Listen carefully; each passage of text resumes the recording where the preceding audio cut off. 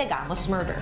On the part of the SITG, as of now sorted, ay wala pa po naman tayong pinapangalanan dahil ayaw muna nating i-preempt yung ating ongoing investigation. Ang sabi nga po ng ating SITG kahapon na we will name names as soon as we officially file the corresponding criminal cases. Kaya nga sabi ko, the investigator must explore all leads. Baka ibang motibo, baka lang, hindi ko sinasabing totoo, baka isabong, Teves tagged as mastermind. Walang nagtatag eh. May inambush interview sila. Sabi, may kausap po kami, si Marvin. Sabi, si Congressman Teves daw. Hindi naman acceptable yun eh. Hindi admissible yun eh. Where is Negros Oriental Congressman Arnie Teves? That's the question on everybody's mind as charges against him unfold. While he is still not a suspect in the killing of Governor Roel Degamo, he is facing complaints for a series of murders in Negros back in 2019. The PNP is also readying charges of illegal possession of firearms against him. When is Congressman Teves coming forward to personally address these allegations? We speak to his lawyer in this episode of The Chiefs.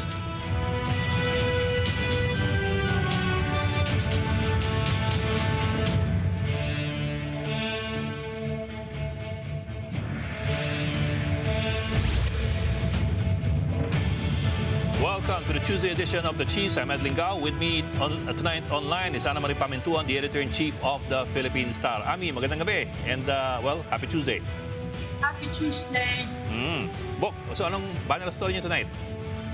Siyempre, yung finding ng Department of Justice prosecutors na probable cause against former Bucor Chief Gerald Bantag. Hindi pa pinafile yung kaso pero yun na we're expecting na ipa-file yun sa korte. Las Piñas yata. Yeah, yung indictment. Against Sulueta, his former chief aide, and several prisoners. And we have several other stories tonight. I understand the House Committee led by Congressman Robert Ace Barbers nag-executive session, and supposedly they have a new witness saying na up to 30 to 70% of drugs confiscated or seized in drug operations are actually recycled. Pero matagal ng istorya yan. Although yung mga specific figures yun yung bago, di ba? Yeah. Well, before matagal that kasi yung recycling eh. Before that in 2019, I remember si PIDEA Chief Aaron Aquino said it was half. 50%. Oo nga eh. The curious thing is that the PIDEA and the PNP officers who were guests in the hearing well, couldn't confirm or deny it. Saka sabi nila, di ba, lalagyan daw ng mga camera, security camera yung mga storage facilities nila. Yeah. Ewan natin ko, siguro we need a session on that, kung ano na nangyari dun sa mga yan. Actually, more important than the CCTV camera is the body cam eh. Kasi before it gets to the inventory area, dapat mabuo muna kung ilan talaga yung nakuha eh. In the actual raid. Oh, yan o. Pinaproblema din nila yan, di ba? Dati nga isasama daw yung mga journalist eh. Kaya lang may problema din sila. Hanggang ngayon, finish pa rin nila yung mga ganyan. And one more story today, si Dean Luis Teodoro, a pillar of journalism in the Philippines, wrote 30, I think at midnight last night. Yes, yan. And he was respected journalist and veteran. Well, he's a proponent, of course. We all know na strong advocate of press freedom. Yeah. Well, he was 81 years old. Actually, he was also my teacher in university. I just hope that he doesn't remember me as a student then, because it wasn't really very good. Okay. Matagal siyang dean ng UP College of yung ating alma mater. Yeah. College of Mass Communication. Anyway, Ami, we speak to our first guest tonight, right after this very short break. So the Chiefs will be right back. Yes.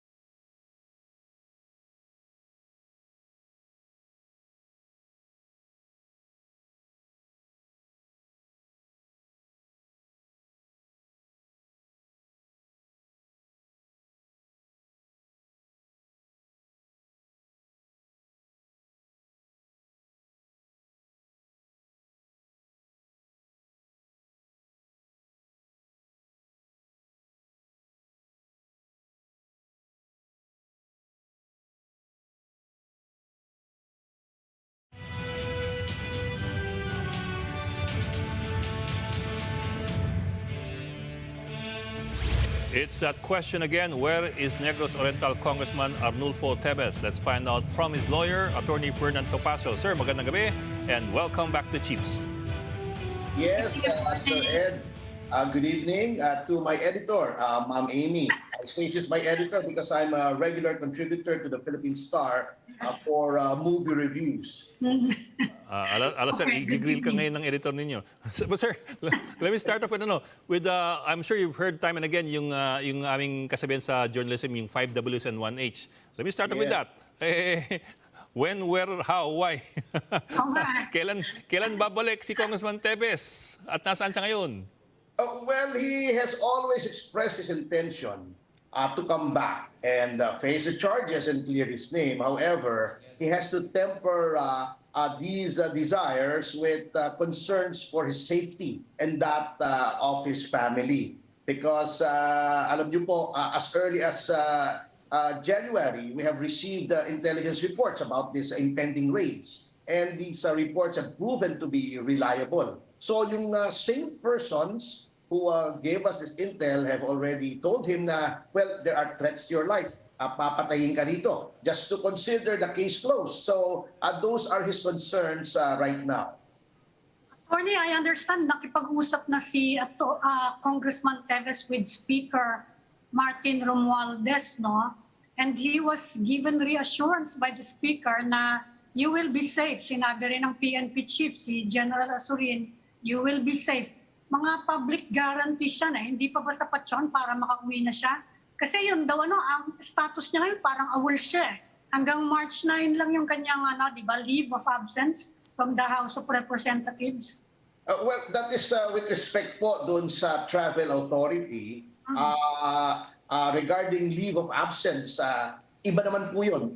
We can always file a leave of absence at any time.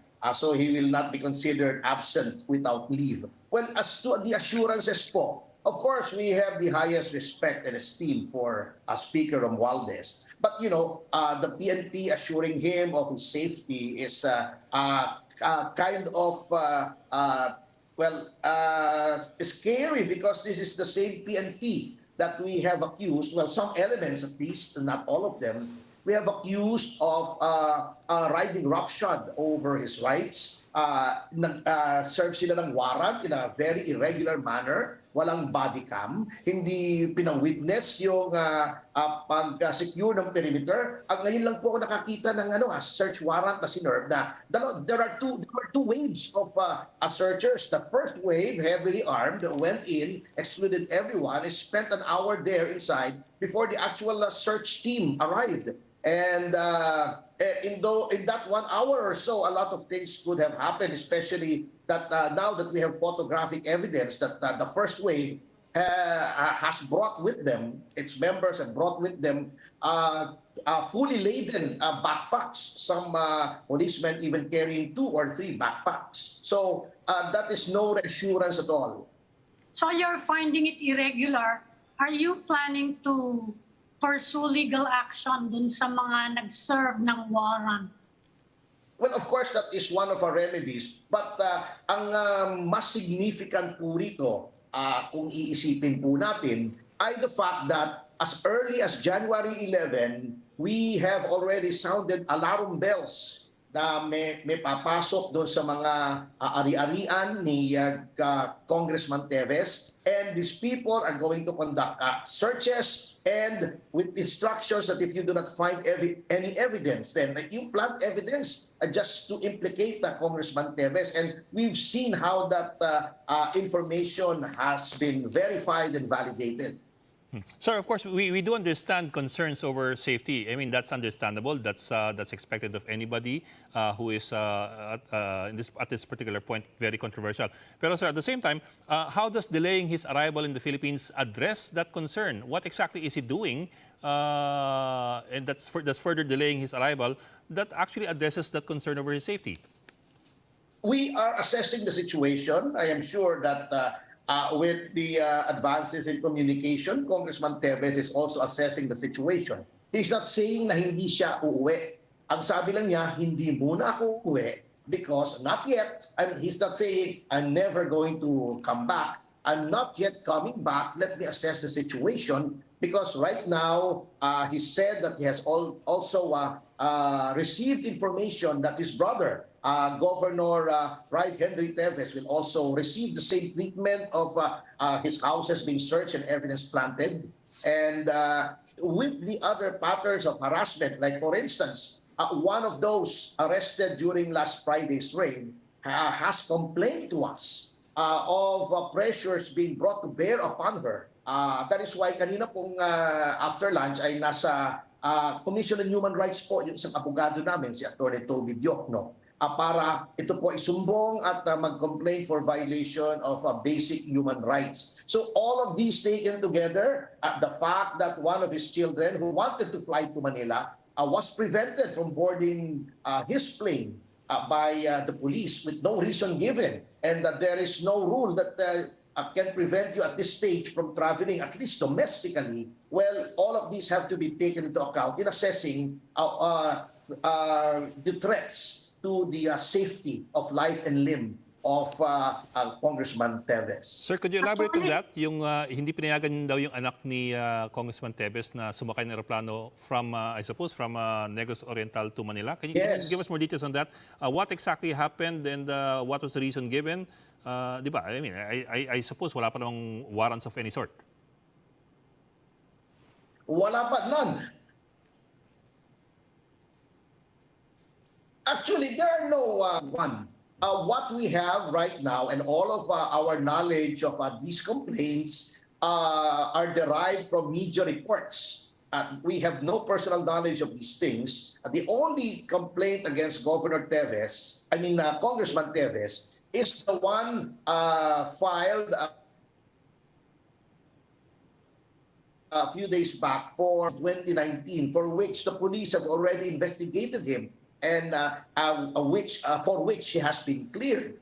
With respect to the Degamo murder, nothing has reached us except for this overblown and sensationalized so-called confession of a gunman whose information is hearsay at best. So all of these things should be considered when you see that the pattern is there to harass and intimidate certain people in connection with the Degamo slaying.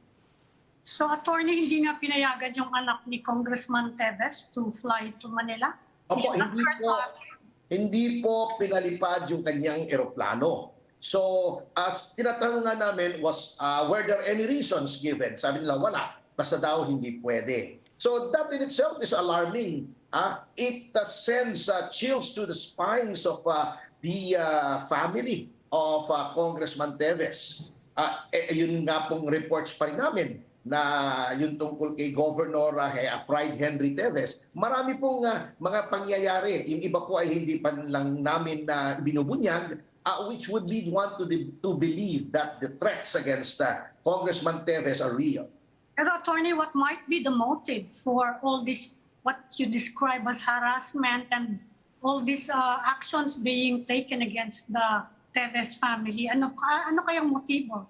Well, I do not want to conjecture, Ma'am Amy. I'm just reporting on the facts. I want to stick to the facts, and these are the facts that have actually happened. They are matters of record now. The pressure on one of those arrested, Hannah May Sumerano, at the harassment of one of the children of Congressman Teves and these others, these are factual. We have taken action on them. But as to the motives, I would not hazard any guesses. I would not want to deal with conjecture and speculation. Pero sir, a few more details on that. Sino po yung anak niya na pinigilan na lumipad? And you said pinigilan na aeroplano eh. So I suppose by that you mean it was a private airplane owned by the Teves family? Yes. I believe, if memory serves, it was Kurt Teves. And it was a private plane. So it was not a commercial plane? Yes. Okay. Ganun, pwede ba yun, sir? I mean, can they just stop anybody? Of course, you're not really crossing borders. Exactly.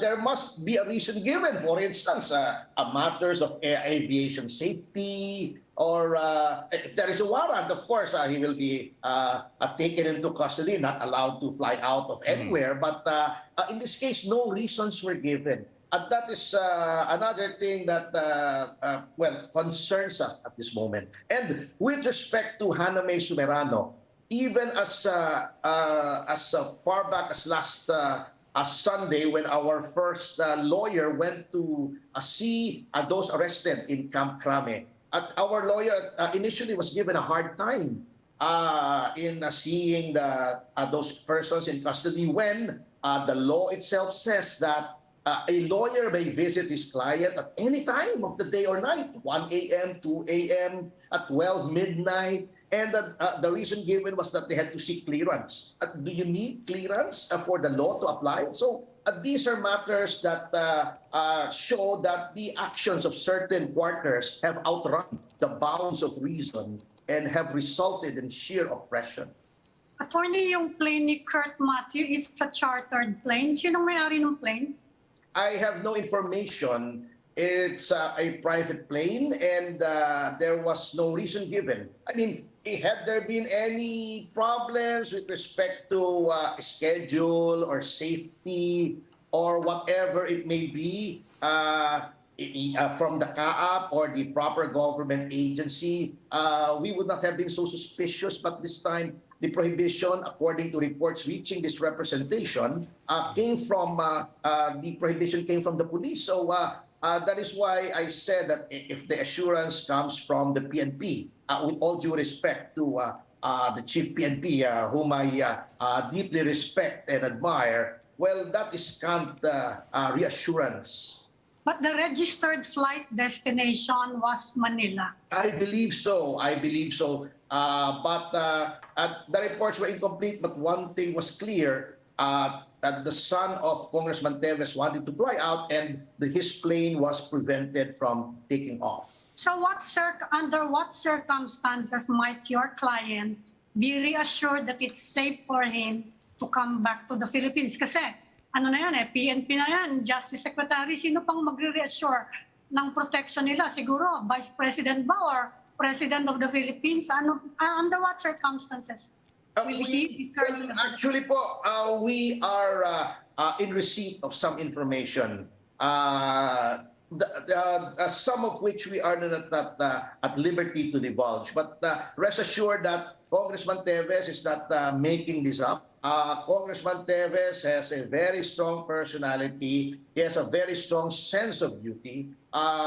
He wants to come back not only to clear himself and face the charges, but to continue his representation of his district, of his constituents. But of course, he has to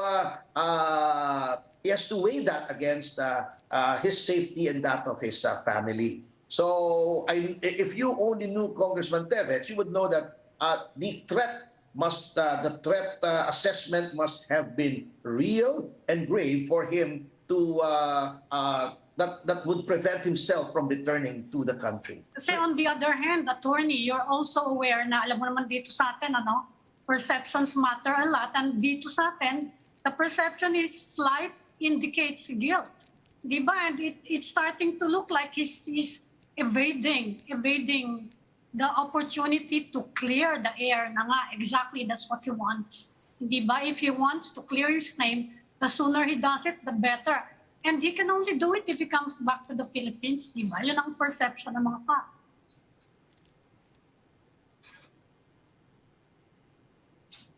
Well, Ma'am Amy, I have been a lawyer for 31 years. And while perception, of course, matters from a public relations point of view, well, fortunately, perception does not decide the guilt or innocence of any person charged with a crime. In this case, it's not yet even been charged. I've seen it all, Sir Ed, Ma'am Amy, with President Gloria Macapagal Arroyo, President Erap, at Ruby Rose Brameda, Lope Jimenez. There are so many cases that I've handled wherein the public opinion was against us, even in the case of the President. After 1986, so many charges were hurled against the Marcoses. They were thieves, the biggest thieves in history, Guinness Book of World Records, plunderers, human rights violators. But after the din has died down and the dust has settled, no charges were proven. Mrs. Arroyo was acquitted. Governor Reyes is now free. He's been exonerated. President Erap in his tax case wherein I represented him, he has been cleared. The Lope Jimenez was cleared of the Ruby Rose Barameda slate. So many that I could mention. So at this point, we're not concerned so much with public perception. We are concerned with protecting the rights and interests of our client within the bounds of the law, and we are concerned in preventing certain government people from disrespecting and trampling upon these rights. Sir, let me reframe it lang this way. Do you have any timetable for the return of Congressman Teves? Like for example, kung sakali magsampa ng kaso ang PNP against Congressman Teves, would he finally come home to face the charges, or would there be an even bigger chance that he wouldn't come home at all? Well, supposing the charges are filed against him, there are still remedies available to him even when he's not present here. And that's why he has his lawyers here to protect his interests. Things are fluid right now, Sir Ed. They're in a state of flux. So we are assessing the situation day by day. But I assure you, if the time comes that it would be safe for him to return home, he would not hesitate. He is straining at the leash, so to speak, but it's just that his family, the members of his family themselves are appealing to him not to come home yet because of these concerns. Mm-hmm. Sir, also you were quoted as saying that the guns that were found in the raids in the Teves households were planted apparently by the police. Are you saying then that all the firearms in the residences or the properties of the Teveses are licensed and legal firearms? I asked that because I think as early as January, the PNP already withdrew the licenses for several firearms belonging to Teves. Well, I'm happy you brought that up, Sir Ed, because when the licenses to own and possess firearms were revoked by the PNP, the bulk of those firearms were surrendered to the PNP in the proper manner, notwithstanding the fact that the revocation was still under appeal, because there is an administrative process to appeal these matters, and you can have resort to the chief PNP. Now, with respect to the raid, we have been given reliable information that the raid was imminent. So I myself, I made sure with respect to his residence in Quezon City near Batasan, Pamansa. I myself went there. I coordinated with the nearest precinct as provided for in the guidelines regarding firearms ownership and registration. I talked to the precinct commander, and he sent his operations officer to the residence of Congressman Teves to get the remaining firearms subject of the revoked LTAPs. I myself, I went around the residence to ensure that there are no arms, licensed or unlicensed, at ni balatik, ni sumpit, ni tsako, wala po dun sa bahay ni Congressman Teves. At, Sir Ed, a fundamental common sense dictates that 2 months before you have been informed that your house would be raided and evidence would be planted. So what a logical person would do is to sanitize the premises, even assuming without conceding that there are illegal firearms there. They would have been hidden, they would have been destroyed, or concealed in a manner that they cannot be found. Here, the raiding team found grenades in a laundry basket. They found long firearms just resting alongside the wall of the house. So these are all illogical and highly incredible. I mean, ikaw ba naman, alam mo, i-raid ka, pinag-iinitan ka, hindi mo ba itatago o itatapon yung mga armas mo? The sheer volume of the firearms supposedly found, including explosives, is ridiculous actually. Yes, sir. Pero Hindi sir, pa, you said... attorney, kapag na ganyang nagsisearch, kailangan merong representative of the owner of the premises to watch ko ano ginagawa ng mga nagse-search. In this case, sino po yung witness ninyo to the search? Yun nga po, that is why we were insistent on the irregularity of the search warrant. First of all, sabi nga po namin, there were two waves. The first wave entered the premises. The only occupants of the premises were women, some of them elderly, which belonged to the Women's Brigade of Congressman Teves.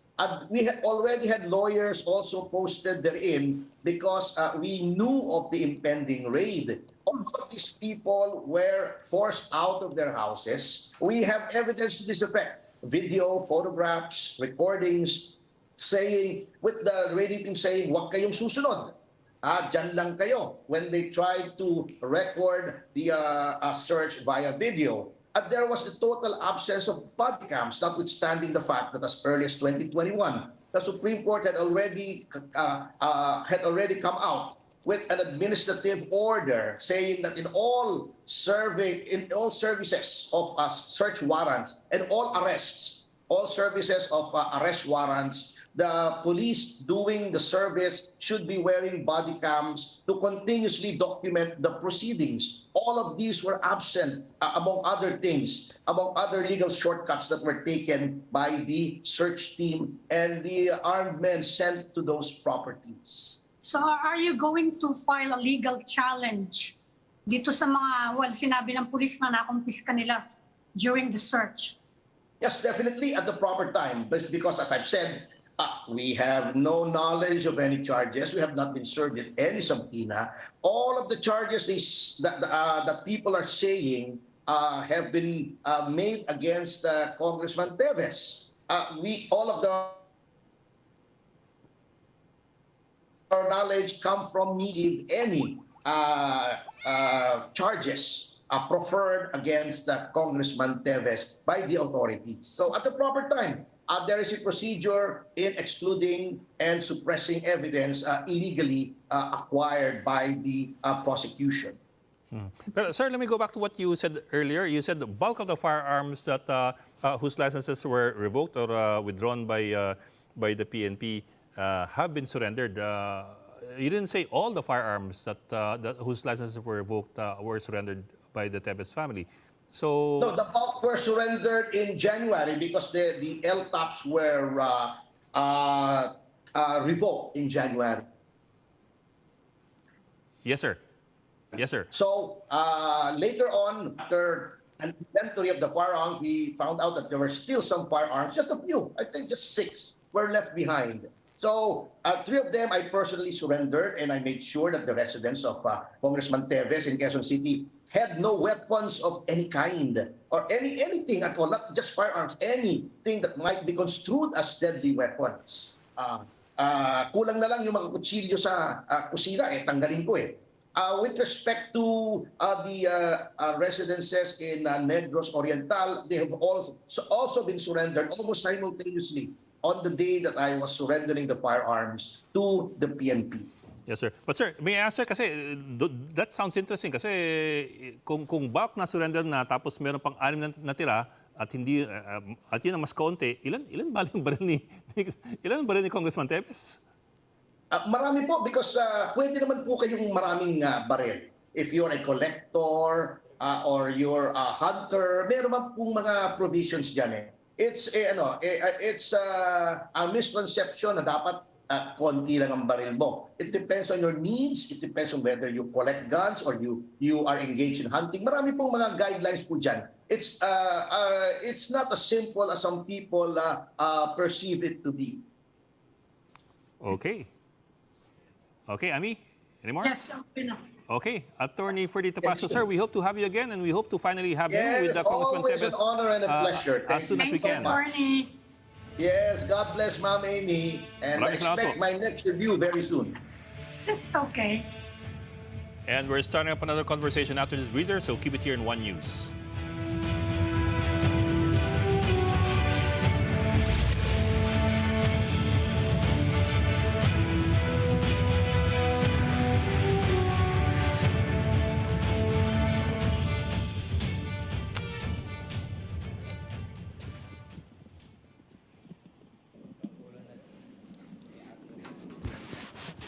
Konti lang natira, 6.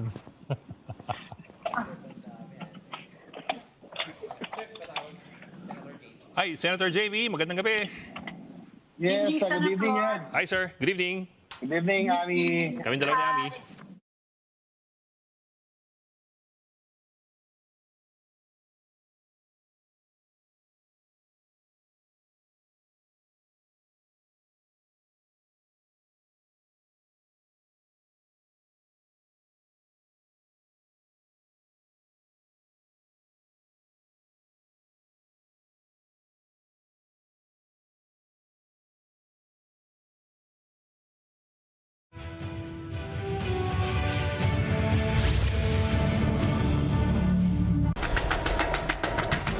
The Philippines and the United States troops kicked off their 3-week joint military exercises. Developments in the region in the recent months have given the Philippine Army cause to shift its focus from internal security to territorial defense. The Chinese embassy in Manila warns that the expansion of U.S. access to military bases in the Philippines will endanger regional stability. But Senator J.B. Ejercito is dismissing this concern, saying that he does not trust China after its Coast Guard's aggression in the West Philippine Sea. They claim to be a friend to the Philippines, but they are doing what they are doing is contrary to what they are saying. Hindi talaga kaibigan ang trato sa atin. If they want us to trust them, they have to respect our sovereignty. China says opening more military bases for U.S. troops may seriously harm Philippine interests as well as regional peace and stability.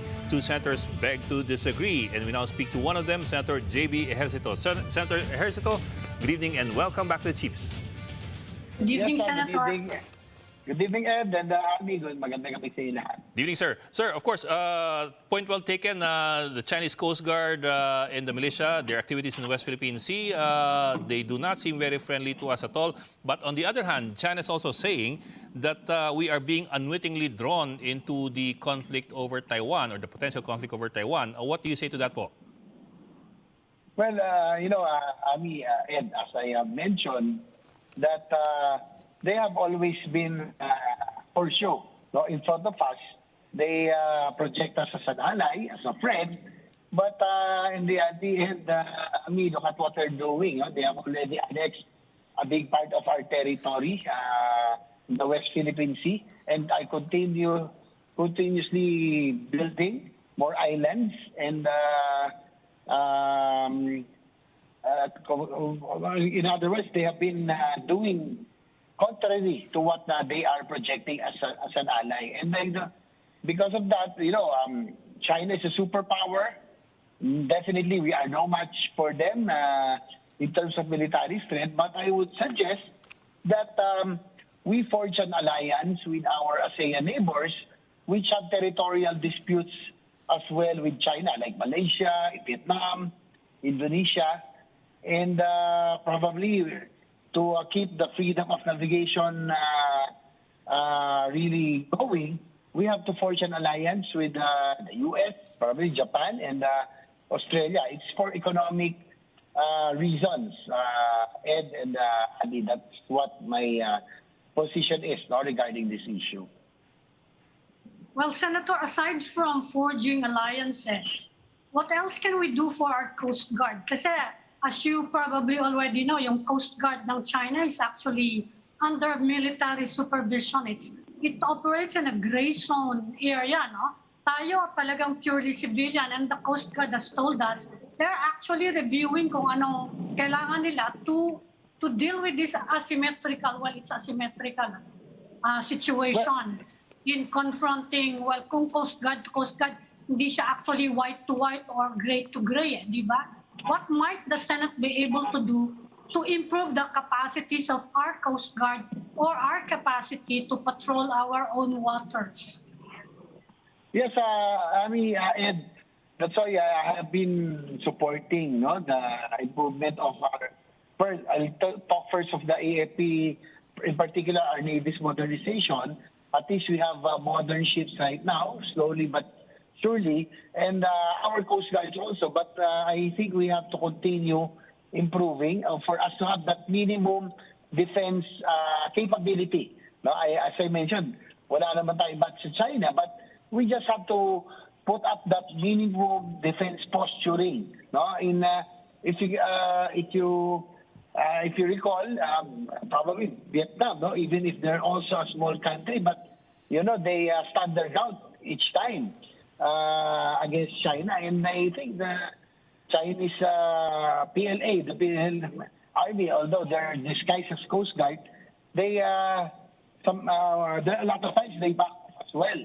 So I think that's what we have to aim for, to be able to put up a big armada of battleships or navy ships or Coast Guard, but to put up that minimum defense posturing, at least we have a respectable force that will be able to patrol and secure our area.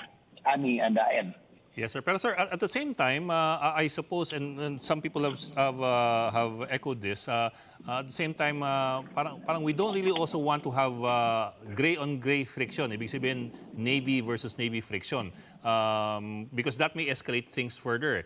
So my question po is this: do you see any need to, for example, review or amend how we treat our Coast Guard?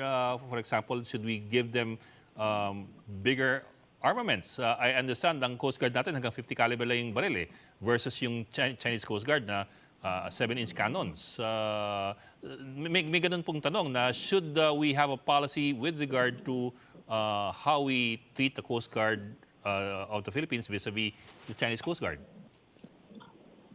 Well, you're correct, Endo, because in the recent months, the Chinese Coast Guard has been behaving rather differently. Medyo naging aggressive sila. They have been more hostile, so to speak. The latest incident was the laser pointing, di ba? Yung laser pointing at our own Coast Guard. So I think that has to be considered, no, so that we can improve the arms or the capability of our Coast Guard ships. Although we have improved Coast Guard vessels already, and in the recent years, no, may mga bago pa from yes, France, sir. Yeah, from we do Japan. have better ships. Yes, sir. But I think we have to put the necessary arms in weapons.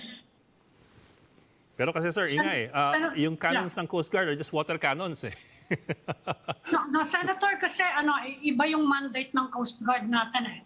Yung Coast Guard ng China, they are authorized by their government to engage even in combat operations .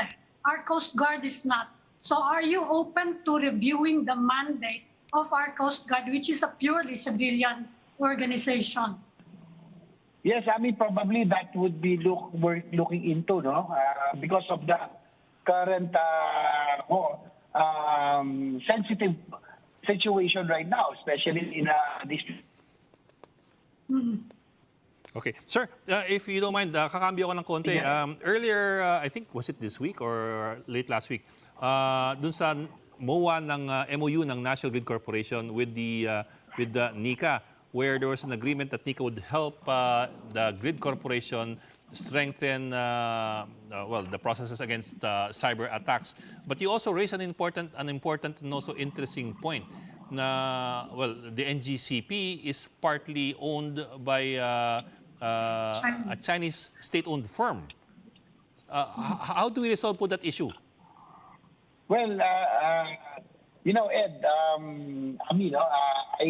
my position there is entities, no? Itong mga agencies of government like CAAP, which is in charge of communication, navigation, and surveillance, should always remain in government control. Likewise, the NGCP, the National Grid Corporation, my position is I'm hoping that the Philippines getting back that 40% stake of the Chinese entity or firm that has a 40% stake, because the NGCP is a national security concern, because with what happened in the CAAP glitch o yung airport glitch of January, ganun lang pala, with one in a blink of an eye, it can paralyze our own air navigation and surveillance. So, mamaya in one blink of an eye, pag pinatay nila yung buong grid natin, our country, our economy, everything will be paralyzed. So, I don't know how to do it, but my position is that entities and agencies that are concerned with national security should remain in government control. Pero sir, would that need legislation? Do you think that would require legislation? Well, that has to be studied on how we will be able to take back that 40% share. Again, kung wala sana tayong dispute with China, wala tayong territorial dispute or itong conflict, I would not mind it. But because of this, I think the NGCP, the CAAP are national security concerns. Pero Senator, hindi kaya matakot yung mga investors sa ganyan? It's a private investment deal, no, with NGCP. Paano yan? Baka naman, yun ang sasabihin ng ibang negosyante. It might scare away investors. What do you say to those concerns? Well, I would say that, again, I would reiterate that agencies like NGCP and CAAP are very sensitive and are cause for national security or security matters, national security matters. So I think it will be understood that sensitive agencies should remain under government control. Yung iba pong mga business enterprises, okay, I would say that we have to be fair and we will allow other investments, even Chinese first. But again, agencies that have national security concerns have to remain in government control. Okay. Sir, maraming salamat, Senator J.B. Ejercito, for joining us tonight. Thank you, Thank you, Senator. Ed. Thank you, Ami. Ingat, sir. Okay, the other big story that we have for tonight, yung indictment ni Bucor Chief Gerald Bantag and I think si Colonel Zulueta. We are hoping to have the lawyer of Percy Mabasa joining us tonight. I think we're still trying to get in touch with him. Yeah. But in the meantime, yun nga indictment, finally, medyo mahaba-haba yung proseso, no? He's there. Yes. Is here? Paano sinasabi nila may delaying tactics daw yung defense? Although that's expected, di ba? Kapag naman inaakusahan ka dito, talagang yun ang ginagawa ng mga abogado. I think the lawyer. Ami, he's here na. Attorney Danny Pelagio, let's bring him in. Attorney Pelagio is the lawyer of the Mabasa family. Sir, magandang gabi and welcome to the Chiefs. Magandang gabi din sa inyo. This is Attorney Danny Pelagio here. Pelagio, yes sir. Sir, let me start off with that. Finally, indictment ni Bantag at ni Zulueta, pero medyo napahaba ng konti, no? Finally, after more than 4 months of waiting for the result of the investigation, finally we have the resolution today, which coincides with the birthday of Percy Lapid today. Today? Okay. Today is also the birthday of Percy Lapid. So it's a memorable day for us and for him also in heaven. Yes, sir. Pero sir, siyempre, next question in everybody's mind is may forthcoming na warrants. Yeah, the warrant of arrest should be forthcoming because after the resolution, the information charging the accused, including General Bantag and Zulueta and the rest, 2 counts of murder, will follow together with the court order for the arrest of this accused. So attorney, ifa-file yun in Las Piñas and Muntinlupa, ano? Is that Yes, correct? there will be supposedly because this is a criminal case, so there is a jurisdictional aspect here. And the crime of killing Percy Lapid was done in Las Piñas, so the case should be filed in Las Piñas, while that of Villamor in Muntinlupa, having been consummated in New Philippine prisons. Attorney, are you confident that you have a strong evidence? Kasi yun ang sinasabi nila Gerald Buntag and Mr. Sulweta na Yes, piniprame up daw sila eh. Yes, there has been a strong evidence, and the all angles have been carefully considered by the panel of prosecutors. And well, as again, it's a totality of evidence thing that will strengthen the case.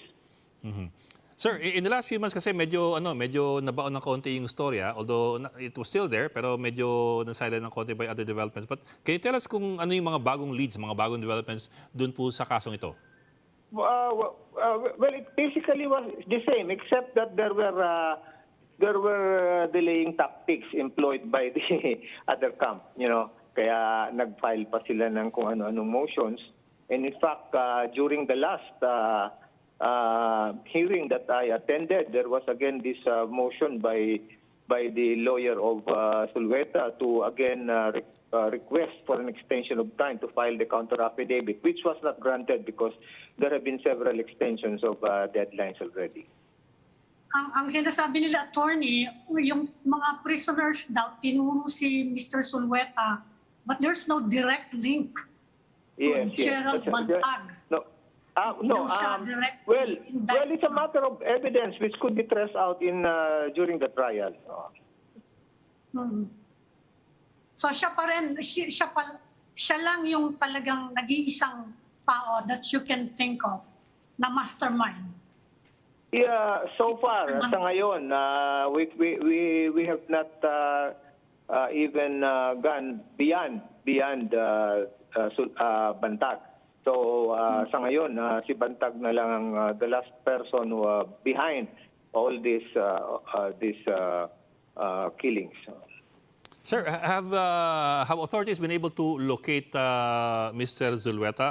I know yung kanyang abogado has been visible for some time, pero I'm not sure about Mr. Zulueta.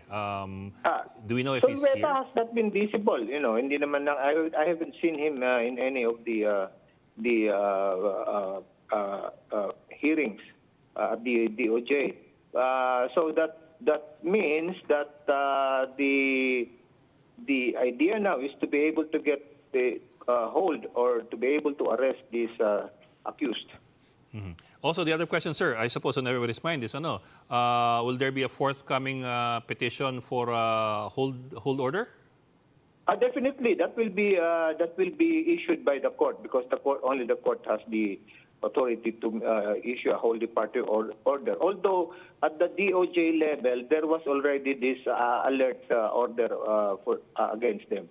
Yes, sir. Pero sir, yung alert naman kasi does not really stop anybody. I mean, it just, yes, they cannot, just alerts you that somebody's moving. Maybe just for questioning lang yun. Pero mabuti man, so far there has been no attempt to leave the country on the part of the suspects or the accused right now. Only during the investigation, we were told that the family continued to, Percy Lapid's family continued to receive death threats. Hanggang ngayon, meron pa rin bang ganon? Yeah, meron pa rin ngayon. Di natin mawawala yan. So they are still very cautious. Although there were offers to provide them security, government security, but these offers were politely turned down, and they decided to avail of some security services elsewhere. What about the witnesses? Are they also receiving threats, or are they being approached siguro to retract? Have you had any reports along those I'm not aware of that. Most of the suspects, most of the witnesses are anyway the persons deprived of liberty. Yeah. Pero nga sir, the fact that they're PDLs kasi makes them also more vulnerable eh. Yeah. Madali silang lapitan eh. Pero siguro ngayon, medyo nabawasan na rin siguro yung, what do you call that, influence? Wala kayong nababalitaan na efforts to make anyone retract the statements? Wala pa naman ngayon. So ang what is what is important there is ma-arrest na muna yung mga accused. Kasi pag hindi sila nagpa-aresto o nagtago sila, they will become fugitives of the law. Okay. Okay. Maraming salamat, Attorney Danny Pelagio, for Sige. joining us tonight. Thank you very Thank you, much. Ed. Attorney. Ingat, sir. Okay, thank you very much. Okay. And that's all we have for the Chiefs. We hope all the discussion will keep the conversation going. I'm Ed Lingao. I'm Mami Pamintuan of the Philippine Star. We are One News, all sides, all the time.